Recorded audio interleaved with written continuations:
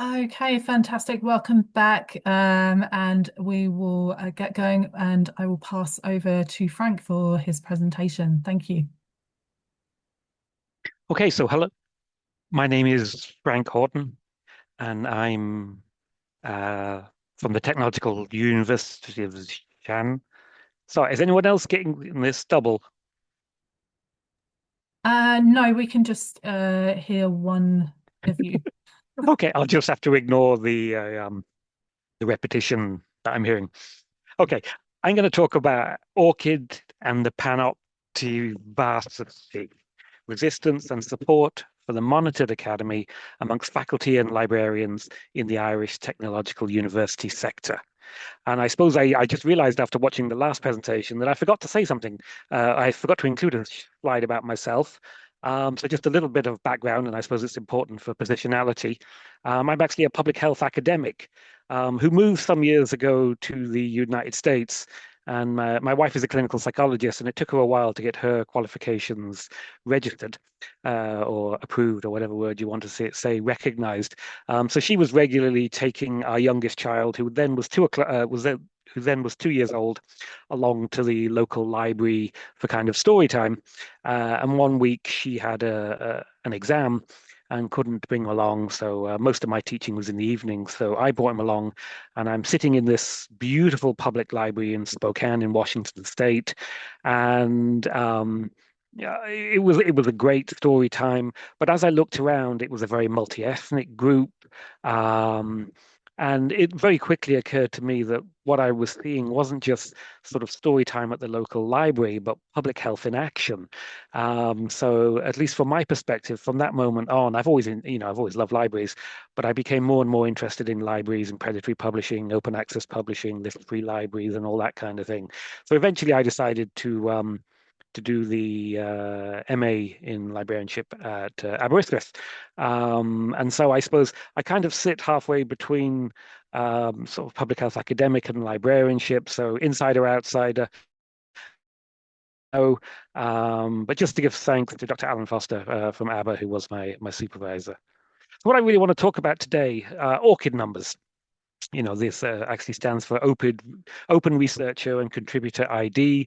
And as many of you are probably aware, it's this sort of 16-digit code, a little bit like a credit card in one sense. But the idea is that it gives you this sort of unique identifier that can be useful for all sorts of reasons. And I'll list some of those in just a moment. I suppose the important thing to note is the sort of the official literature, the established literature in journals really is overwhelmingly positive towards ORCID numbers. And you really have to search, I suppose, outside of a lot of the established academic literature that you'd usually find if you were doing literature searches into more blog postings and individual people's websites to find, a more critical commentary. ORCID numbers, they are useful, undoubtedly. They can give you that, persistent identifier, which of course can be absolutely crucial if, you're moving institution and people are trying to find you. For the whole issue of name disambiguity, the example we often give is something like, John Smith or something like that. But compared to some countries, the John Smith issue really isn't an issue. There are some countries where I think it's sort of 60% of the population share 5 surnames, and this kind of thing. So if you're trying to figure out exactly who is who, then ORCID makes a lot of sense. And obviously you've got name changes. Traditionally, many people might change the name upon marriage or divorce or transitioning. So again, if you can have this sort of overarching identifier, then obviously that's of great use. It can help with automated attribution of publications, and it's interoperable, between different systems. And I must admit, one of the things that I love it most for is it's a single sign-on. I can sort of sign on to many, many journals now, and I'm hopelessly lost in all the different passwords that I have. But at least I remember my ORCID, and I can sign on that way. And I suppose one thing that is a major strength of ORCID is that it's free, or at least free for individuals to use. Negative perspectives, it must be acknowledged, really are thinner on the ground when it comes to ORCID. And these are actually some statements that I got from journal articles where people had quoted heads of department, for example, and other lecturers and librarians who, I mean, the negative perspectives were so thin on the ground that, some people's comments were just, it's a no-brainer. And one head of department, as you can see here, saying, I can't conceive why anyone would want to opt out of something that sounds so useful. So, some of the criticisms that do exist, if you go delving deep, and as I say, it is quite hard to find some of them, but if you search long enough, you do have some people who sort of say, do we really need it? Is it really a problem? And they were particularly thinking about name disambiguation. And again, you can't help but think that no, but, perhaps for white Western males, it's not such an issue, but for a lot of the population, it can be an issue. Uh, Another critique is, oh God, is ORCID just the latest in a long line of these kind of attempts to produce something like this? And is it going to be, simply replaced in 2 years' time with something else? Other critiques you can come across, is it just more software, more passwords to learn and keep updated? Some people have commented, this is really just benefiting the publishers. It's not benefiting researchers. There's some comments. And what really, really seemed to drive some academics, you know, um, got them very, very upset was that, and I've encountered this myself, if you go to publish now with in some journals with some publishers, it's actually a sort of a required part of the process that you have an ORCID number. And I co-published with some students recently, and it took me a long, long time to track them down and track down their ORCID numbers. So again, I can see that could be a bit of an issue. Other people have raised issues such as, is it really going to be a tool for funders to track outputs? Some people have sort of critically examined the ORCID accounts that are there and have identified that, quality can be suspect. There are a whole load of what you might call joke ORCID accounts. And then you have other issues, ghost accounts, paper mills, people sharing an ORCID account. This I did find somewhat interesting. If a number of us share an ORCID account, we all publish basically, or we all operate under the same name, share an ORCID account. We all benefit from each other's publications. Other people have also noted that although it's supposed to be an individual account, and you shouldn't have institutions or organizations with their own ORCID accounts, you do if you go looking. And then, of course, there's the issue of mistakes, which I suppose are almost inevitable in any system. But some people have critiqued ORCID on the basis of that.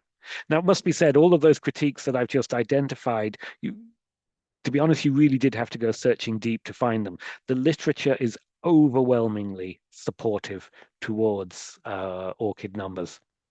A few more critiques, a lot of empty shells out there. People set them up and then never really use them. Other people have highlighted, well, what about my right to be forgotten? How does that work with an ORCID account? Some people have identified, and you can understand this, I think, if it's mandatory that you have an ORCID account, it gets tricky then in terms of if you want to publish anonymously or if you're using a pseudonym. And I think we all understand that in some countries, in some situations, you may need to publish anonymously. It may not be safe to publish otherwise. Other people have critiqued ORCIDs for the time-viewing bureaucracy involved. And also, and I'm guessing some people may be on this call, because it often falls to libraries to support staff to set up these kind of things, is the burden that can fall on libraries because of this additional work, helping academics often with their ORCID numbers. Other critiques have included, the immense challenge of trying to help people who are nearing retirement to adopt an ORCID number when they just don't see the benefit. Disciplinary differences. Some people have noted, for example, that folks in law maybe don't tend to use them so much. Others have critiqued the functionality. So yeah, it lists the publications, but maybe it doesn't include information about teaching modules that people might be doing, or citations, or access to the articles. Obviously, in the modern era, cyber theft and passwords are an issue, and the fact that these systems can be used to evaluate staff. And I suppose that's really where some of my research comes in.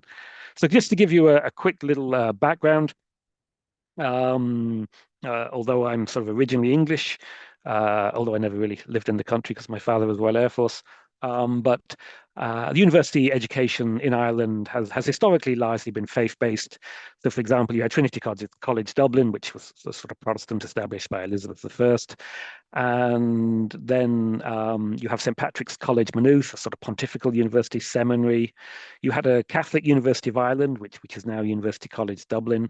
And you did have a couple of other colleges which were at least ostensibly set up to be non-denominational: University College Cork, University College Galway. But more recently, we've also had the development of another system of education. And it must be said that Ireland operates, and to some extent still does, operates a binary two-tier higher education system. So you've got the traditional universities, plus a couple of new ones on one side of the fence. And then on the other, you've got really where I teach. They were initially sort of vocational schools, they became regional technical colleges, and then they became institutes of technology. And then very, very recently, within the last 5 years, we basically became technological universities. Okay, so what's happened in Ireland basically from 2021 onwards is kind of what happened in the UK 1992 onwards when a lot of the polytechnics became universities. So in a standard institute of technology or technological university, we literally teach everything from apprenticeships to PhDs. So as I wander down my corridor, you're just as likely to see sort of, 10 people in white coats who are doing PhDs as you are 10 people who, have got fixing cars, wearing overalls. It's a lovely place to work if you're into expanding education, then I would be. In the TU sector, we tend to teach a much wider social spectrum. Students with more diverse learning needs, and we have a more applied vocational focus. And a lot of our courses build, so you can come do a cert, then do a diploma, then do an ordinary degree, then do a degree, that kind of thing. But importantly, in relation to this research, when we became technological universities, the government basically hit us with some targets. We had to up the percentage of staff with PhDs, up the percentage of postgraduate research students. And important in the context of this research, we had to sort of prove our research record. So effectively, the entire Institute of Technology sector, and there were about, I think, 12 or 14 institutes of technology, were told that they needed to basically adopt ORCID numbers and get as many people as possible, as many faculty as possible, to start to fill out their ORCIDs IDs. And of course, I don't need to tell you this, but the wider background here, we've all seen it: a growing managerialism, an increasingly neoliberal university, this idea of students as consumers, and metrics and league tables and the impact of those, the commodification of knowledge. Journal article is often, seen as a universal product that can be measured, which of course feeds into the league tables I just mentioned. And again, for many, particularly the stronger colleges, this results in international students who come along, of course, and pay, high fees, and that suits the university. So when I decided that I would look at the adoption. It was perfectly timed. I was looking to do sort of a thesis and a piece of research on this just as we were in the transition period.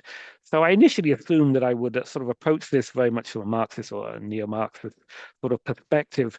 But it was interesting as I read more about ORCID numbers and some of the critiques, and particularly when it came to analyzing the statements that people made, it became obvious to me that Foucault's work on sort of technology of surveillances was perhaps far more useful in actually interpreting what people were saying.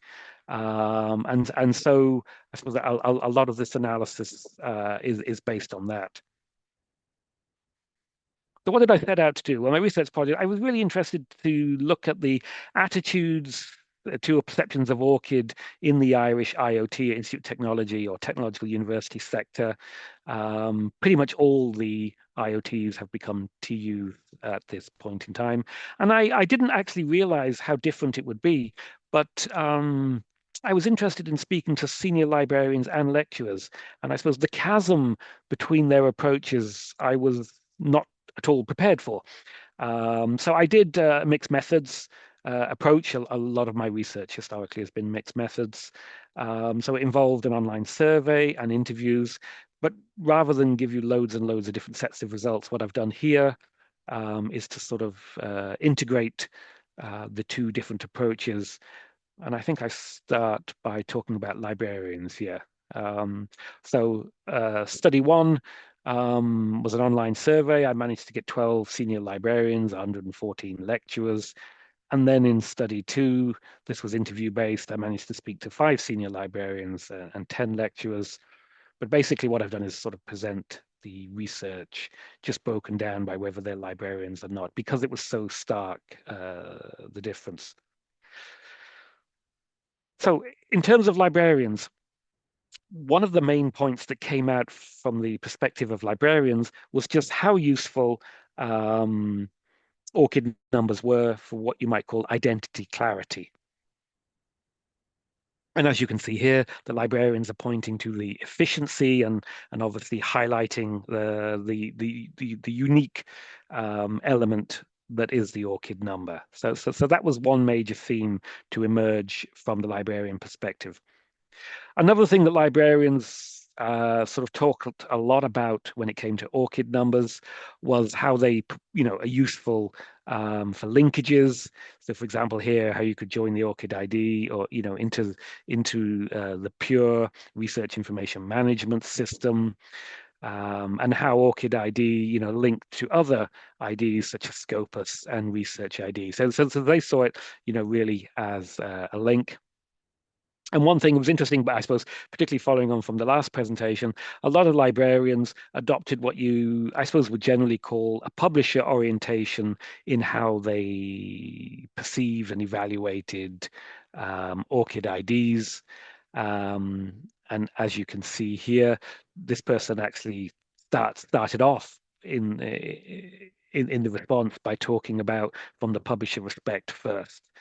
And again, another librarian respondent, again, talking about librarians, uh, talking about how publishers could keep people identifiable. And it was interesting to hear that they were sort of adopting some of that publisher mindset. And this, I suppose, I hadn't anticipated. One thing that did emerge among librarians was that, as far as some of they were concerned, it was just such a no-brainer, it was such an obvious thing to do that they actually advocated that it should be mandatory for all academics. Okay, so I'll just read this one because I think it's really insightful. Maybe it's controversial, but I think it's probably not a bad thing if ORCID were mandatory. Like I think we're publicly funded, so we do have an obligation to be working on a certain level. What I mean is to be publishing and our industry has to be industry focused. But I think we do need to have strong metrics about that. I don't know if that's the popular or the right answer or the wrong answer. I think, as you know, something that's publicly funded, it's taxpayers' money. We do need to be using it responsibly. And I've no problem with having strong metrics around that and making sure we have the best people doing the right job. So again, as well as you can see the mandatory element here, there is this evaluation element creeping in here, and even a sort of financial responsibility linked to evaluation of job performance element creeping into this evaluation of ORCID numbers. Now, when I went to speak to faculty, or lecturers, what was really obvious was the apps, to some extent, the chasm between their responses and those of librarians. So I suppose not surprisingly, to some lecturers just had absolutely no idea what on earth an ORCID number was. And I mean, at one level, this is odd because there's been a lot of emphasis, but we all know how people, maybe don't tend to read their emails, and the TU sector, the technology university sector, has been very teaching focused. Our teaching loads are high compared to a lot of the traditional universities, and we have tended to be very industry focused and very sort of accreditation aware rather than necessarily, being great publishers. But you also start to see another theme that came through when looking at when looking at lecturers' responses was this external pressure. I used ORCID because my organization said I had to. We were encouraged to set them up. It was a crest for my academic department. So again, you can see that staff were to some extent pressured into taking them out. They did not necessarily want to take them out. And I'll talk a little bit more about that after. Another theme that came through from lecturers was the workload element. This is very time consuming to maintain. Oh, it's another thing to remember. So, you can see how this didn't come up with the librarians, but it did come up with lecturers. Security also came up as an issue. I mean, we were all aware of sort of ransomware and security breaches and things like that. So you can see this. But one element which I want to call it male privilege that I really hadn't anticipated, and I'll just read this because I thought it was important. For women, it can be a risk to publicize which conferences you will frequent on a yearly basis, especially those with stalkers. Doesn't happen often, but it does happen. Or those who know certain people, men, will look for them at conferences and events, who may be annoying the women with unwanted attention, infrequent, but it does happen. This is something I'm still working out, how much information to publicly publish about my whereabouts at annual conferences. I had a stalker who I can see is regularly looking at my LinkedIn page, but I can't see who looks at my ORCID profile. So again, this was just an issue which I had never even considered, and hence why I identified it when I was writing up the research. Other issues, self-marketing. It's a one-stop shop. It's acceptable for things that if someone needs to know about me professionally. So what you can see here is that in this new higher education environment where we have the international league tables where we're expected to market ourselves, that there is this element of almost flaunting what you've done around using ORCID for that purpose. But when it comes to other elements, and this is where I suppose I began to really draw on some of Foucault's work, and I was struck by people's comments. A lot of people were concerned about surveillance, and that broke down into different elements. So you had surveillance by management, and that was a real concern for people. This idea that the knowledge that managers could pick up through looking and evaluating people's ORCID accounts, it gave them power. That was a big issue for a lot of people, and as you can see, the reference here to Big Brother. But it wasn't just management. You also had this idea of peers, peers monitoring peers. And this fits in very much with what's sometimes termed sous-surveillance or surveillance, where people, monitor their colleagues. How am I doing vis-a-vis my colleagues? It really does sort of speak to that sort of rat race comparison, which is a little worrying. And then even more alarmingly, and I suppose more in line again with Foucault's work, you have this idea not just surveillance by management or surveillance by colleagues, but self-surveillance. Am I doing my bit? Am I keeping up where I should be? I mean, if you look at the second quote there, this person actually talks about self-regulation, and again, it's God, it's obviously a powerful tool for keeping people in line. And of course, the worry then is that self-surveillance can also extend into self-censorship, which is an interest of mine. And there's this idea of resignation. If you're familiar with Foucault's work, the idea is to produce docile bodies that assume they're being watched all the time, even when potentially they're not being watched. The idea is a person never knows. Going back to Benson's Panopticon prison, the prisoner has to assume they're being watched at any one time and therefore becomes a docile body, and the only, in this sense here, compliant faculty was the only way I could think of it. But it wasn't just about sort of power. If you read Foucault's work, it is about power and resistance. So another theme to emerge was that of minimal engagement, and one thing I did note is that lots of staff took absolute delight, absolute glee in saying that, something along the lines of, yep, they told me to set it up.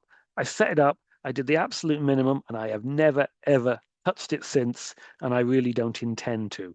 So it was interesting, that idea of sort of power resistance. Some people had done the absolute minimum and were quite honestly proud never to have touched it again, which I found interesting. Another interesting finding for me, particularly being of English extraction and living in Ireland, was some comments that were made around post-colonial imitation. Ireland often looks to the UK to see what's happening there, and then sort of copies it across. And there were comments that the UK had started using ORCID, so of course we simply did the same. And the criticism of this from people who worked in other countries and were maybe able to spot that a little bit easier maybe than some who hadn't. There was also this idea of this one size fits all, and how appropriate was that? I did find this an interesting interview to conduct. Some people say, well, we're not really, or the technological universities, we do support a much more diverse student body. We do much more hands-on teaching. We spend a lot more hours with students than traditional universities because our students have more diverse learning needs. We work much more closely on patents and innovation with industry. So is this ORCID thing really that useful? But it doesn't matter. It's just been adopted as one size fits all, but is it really for us? So just a quick summary in terms of Foucauldian analysis, a lot of stuff emerged. This idea of power and knowledge, surveillance, control, regulated bodies and resignation, resistance, self-surveillance, through surveillance, panoptic commodification. So producing these metrics, these journal articles for other people to use as metrics. These commodities that we were producing, and then I suppose I came up with this term, the Panoptivarsity, where we produce all of these goods in sort of this league table, this rat race that we're engaged in. And that was really the end of that. Just to say, I hope to continue over the next year or so and do a similar piece of research, although I don't know what the findings will be, obviously, but investigating Pure. Our university, I think most of the TUs in Ireland have now adopted this. So looking at looking at lecturer and librarians' attitudes to that. Other than that, thank you very much for listening. If you have any questions, you can email me, or I've probably used up most of my time, but if not, please do email me. Thank you. Oh, and if this does interest you, here's some references to the couple of papers that came out of this project. Brilliant. Thank you so much, Frank. We do have time for a question. We've got about a minute and a half left if anybody has a question.